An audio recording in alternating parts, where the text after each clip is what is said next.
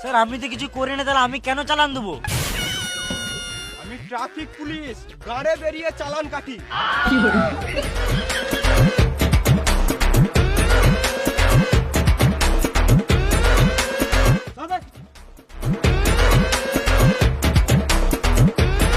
Sir তোটা তো কিছু পেলাম না।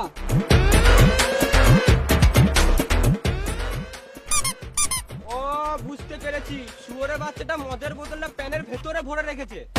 এটা মদের বোতল নয় স্যার। মিথ্যা কথা বলছে শুয়োরের বাচ্চা।